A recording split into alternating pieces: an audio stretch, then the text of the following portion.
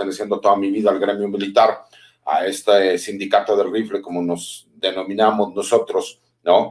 Yo lo que veo es que también hay una gran incertidumbre por parte del personal militar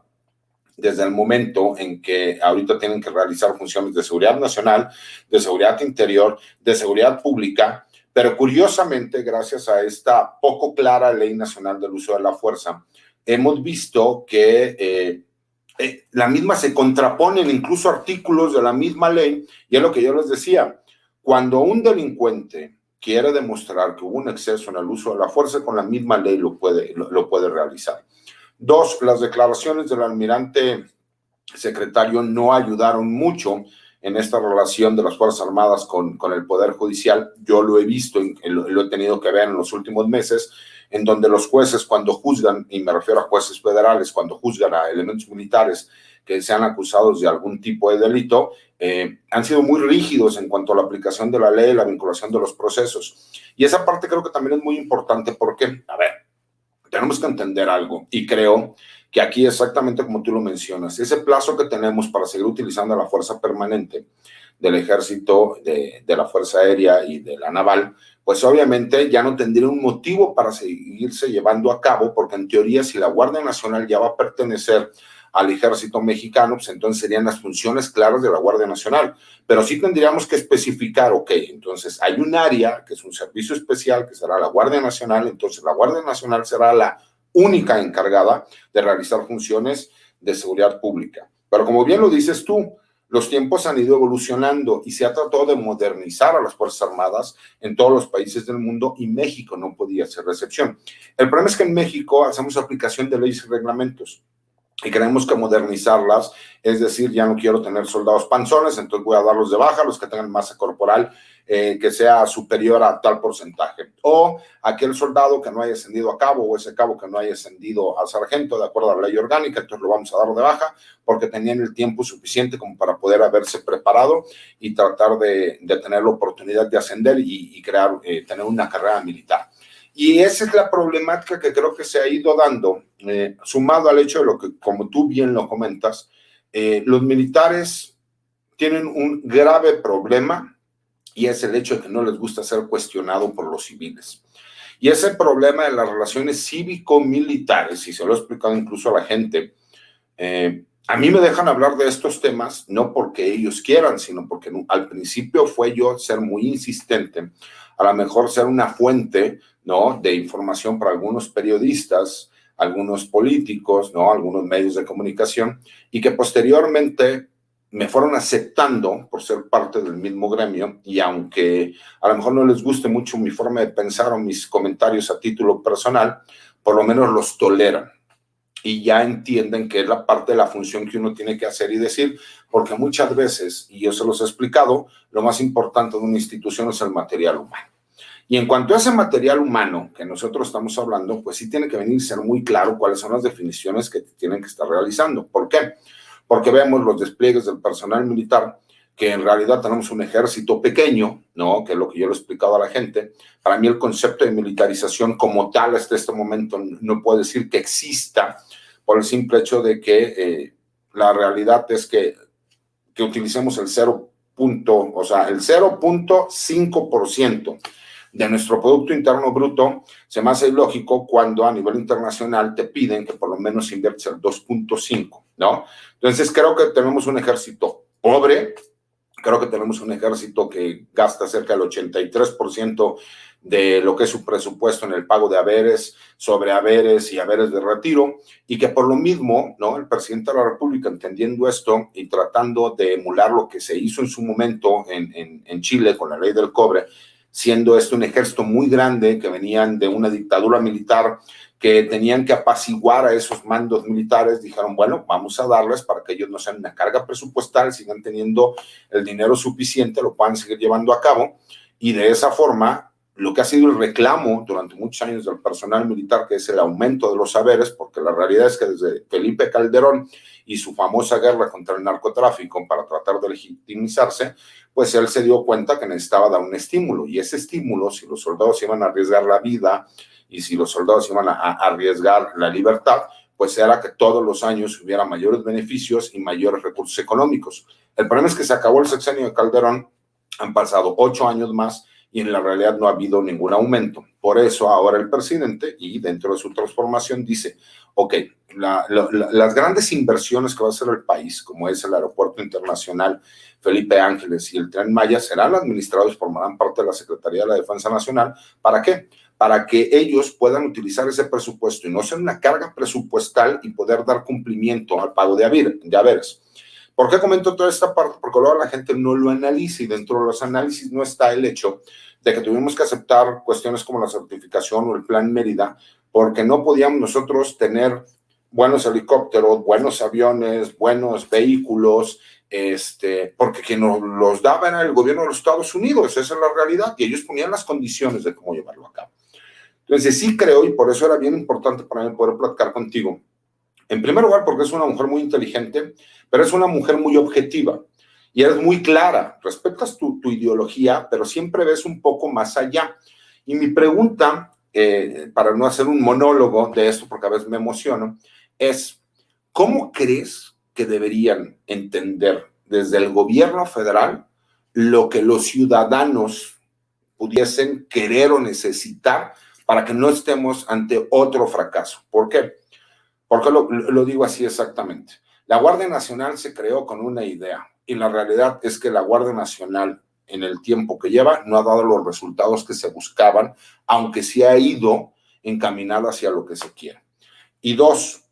ese tiempo que nosotros tenemos de 5 años, ¿no?, para poder echar a andar a la Guardia Nacional como se esperó,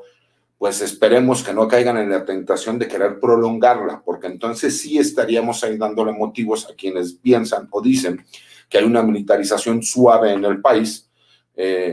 y que no habría forma de nosotros desmentir ese hecho, porque en la realidad quienes estarían o seguirían operando en las calles serían los elementos militares que estarían haciendo funciones de seguridad pública, cuando lo que queremos es que hagan funciones de seguridad ciudadana encaminada hacia la seguridad pública, que parecería lo mismo, pero no lo es.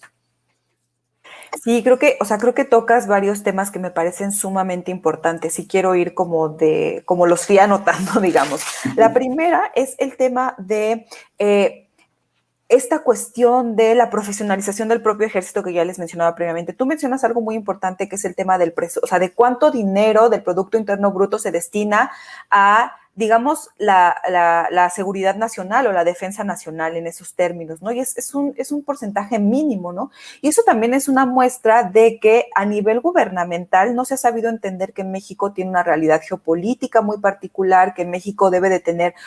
un ejército bastante profesional en ciertas cuestiones, pero ¿cómo lo vas a profesionalizar si le estás dando atribuciones por todos lados y quieres que dé resultados en todas las cosas y descuidas esa parte que es como el origen primordial de un ejército, ¿no? En cualquier país, incluso en un país democrático, nunca se ha hablado de que las democracias excluyan a los ejércitos, todo lo contrario, ¿no? Sino más bien que deben de tener ciertos controles, ciertas atribuciones acotadas. Dentro de muchas otras cosas también lo pensamos porque imagínense el nivel de profesionalismo que se requiere para conducir hostilidades cuando se requiera que se conduzcan hostilidades para defender a la nación, para defender la soberanía de este país o de muchos otros, ¿no? Hablando de otros ejércitos. Entonces,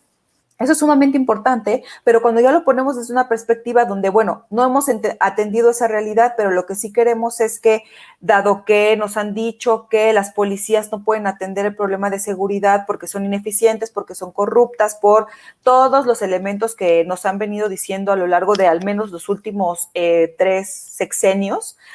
nos encontramos con que nos dicen, bueno, son los militares, son las instituciones permanentes, profesionales, honradas, honorables, las que van a hacer estas funciones. También hay que ser muy realistas y ponernos a pensar, ¿realmente han dado resultados? Y ya no estoy hablando de la Guardia Nacional, primero estoy hablando de la participación de militares en tareas de seguridad pública. ¿Ha dado resultados esta participación? Y aquí podríamos tener muchas variables para analizar, ¿no? Si queremos solamente analizar, bueno, ¿han disminuido los homicidios? La respuesta es muy clara, no han disminuido los homicidios, por el contrario, los homicidios se dispararon, ¿no? ¿Ha disminuido, por ejemplo, la violencia contra las mujeres? No, claro que no. De hecho, hay estudios de organizaciones de la sociedad civil como Intersecta, que es una organización feminista, que tiene un enfoque muy interesante en materia de seguridad, tiene este estudio que les recomiendo mucho, que se llama Las dos guerras, donde establecen causas correlaciones entre la presencia de militares realizando tareas de seguridad pública en las comunidades, y se ve un aumento en la violencia contra las mujeres, ¿no? Sobre todo la violencia armada, no necesariamente dirigida por miembros de las Fuerzas Armadas, sino más bien que esta presencia durante mucho tiempo de militares con una dinámica bélica de actuación en las comunidades, lo que trajo fue justamente que esas comunidades se volvieran más violentas, ¿no? Ahí está la evidencia. Entonces, ¿esto qué nos dice? Que el problema, porque también a veces cuando hablamos de militarización nos enfocamos mucho en los militares, y por eso a mí siempre me gusta reiterar que debemos de entender este fenómeno desde una perspectiva más amplia. Yo veía en los comentarios un momento donde decían, bueno, militarización, ¿dónde? Si yo no veo un tanque fuera de mi casa, y tiene toda la razón, pero esa es la visión, digamos, más básica de la militarización. Debemos entenderlo ya como lo que es actualmente, un fenómeno bastante amplio, bastante complejo, en el cual los gobiernos en general entienden los problemas desde una perspectiva de esto es una amenaza y esa amenaza hay que contrarrestarla, hay que combatirla, y entonces utilizan estas dinámicas, y estas dinámicas donde se privilegia el uso de la fuerza letal, donde esta cuestión de la proximidad social o de la policía orientada a la solución de problemas, hablando de seguridad pública, pues no es tan importante, porque lo que se busca es combatir criminales. Lo que nos ha dado es una dinámica de más violencia, que no solamente ha sido perpetrada por las instituciones militares haciendo labores de seguridad pública, sino por las propias policías, porque no hemos sabido aterrizar en materia de política pública la dimensión que genera entender que tenemos un problema de seguridad ciudadana, es decir, personas que no pueden ejercer sus derechos con libertad. ¿México tiene un grave problema de crimen organizado? Sí. ¿México tiene lugares o regiones en los cuales el principal problema es el crimen organizado? Sí, pero no es todo el país. No es todo el país. Hay comunidades en las cuales los principales problemas no son el crimen organizado, sino más bien las dinámicas con los vecinos, los conflictos con los vecinos, o en materia de delincuencia es el robo de autopartes o el robo a casa habitación, y que estos grupos que cometen estos delitos no necesariamente están vinculados con los grandes cárteles o grupos del crimen organizado, ¿no? Entonces, ahí, por ejemplo, ¿cómo caer en el hecho en el que la Guardia fracase, o por qué no ha logrado tener resultados? Uno, porque la Guardia ha seguido representando esta estrategia militarizada entendida como esta noción de que todo aquello que sea contrario o que vaya en contra del Estado de Derecho es un enemigo y hay que combatirlo. Y esta dinámica solo ha traído más violencia. Ya hay muchísimos estudios, ya hay muchísima evidencia que nos muestra que esto no ha servido. No tenemos más seguridad, ni objetiva ni subjetiva, es decir, ni los números se han traducido a la baja en los delitos de alto impacto, ni las personas se sienten más seguras con estas dinámicas de actuación. Eso es sumamente importante. Y por otro lado, esta carga constante que se le da a las instituciones militares para que solucionen todos los problemas habidos y por haber, y los cuales las instituciones civiles no han sabido resolver, y no me refiero a las policías únicamente, lo mencionábamos en su momento en el otro programa donde tuve la oportunidad de participar contigo, y hemos dialogado sobre estos temas en redes sociales. No solamente son las policías, sino qué pasa con los gobiernos, por ejemplo, los gobernadores, los presidentes municipales, qué pasa con el propio Congreso, que no se ponen a diseñar una serie de mecanismos, una serie de estándares de política pública para que realmente podamos hablar de que las personas podamos estar seguras con la estrategia que decidan implementar. Eso no lo tenemos actualmente, y son a quienes tendríamos que estar presionando y cuestionando, no solamente al militar que está en la calle o al policía que está en la calle, sino al que diseña el marco mediante el cual ellos desempeñan sus funciones. Entonces, dame herramientas para poder hacer el trabajo de forma correcta. Exacto, o sea, necesitan herramientas, y con esto quisiera cerrar. Si la estrategia, e insisto yo también en este tema, ¿no? Aparte, y es controversial a veces esta referencia o esta afirmación, si la estrategia que se quiere continuar o con la que se quiere continuar para tener No sé qué resultados quieran tener porque ya hay evidencia de que la dinámica militarizada no da resultados en materia de disminuir los delitos de alto impacto y dar más seguridad a la ciudadanía. Pero si esa es la estrategia con la que se quiere continuar, si el gran problema que se quiere atender es el del crimen organizado, ya desde la academia a nivel internacional y nacional se nos ha dicho, hay que calificar ciertas regiones del país como un conflicto armado no internacional. ¿Para qué? Para entonces sí, no estás jugando con que les das reglas de uso de la fuerza que son de derechos humanos, pero realmente la dinámica es de conflicto armado y entonces no sabes si están violando qué o cuál. Estás dando una certeza en tanto que en esos contextos lo que hay es un conflicto armado con estos grupos criminales, con estos grupos armados, se va a atender desde esa circunstancia y entonces el Estado mexicano también tendría que hacerse responsable de sus obligaciones en materia internacional, sobre todo pensando, por ejemplo, en la Corte Penal Internacional. Pero antes de eso, tenemos que pensar en un diseño en el cual nuestros códigos penales pues realmente puedan juzgar crímenes de guerra, por ejemplo, ¿no? Y que no se limiten al fuero de guerra. Eso es sumamente importante. Y vemos entonces nuevamente, la problemática no es tan simple como decir militares hacen o no hacen, o la guardia está aquí o está allá, porque el tema es las dinámicas con las que se quiere atender esto, ¿no? Claro que sí, mi querida Daira. Incluso, y ya para finalizar, porque nos queda poco tiempo, y para que tengas un comentario final y nos compartas tus redes donde la gente pueda seguir. Creo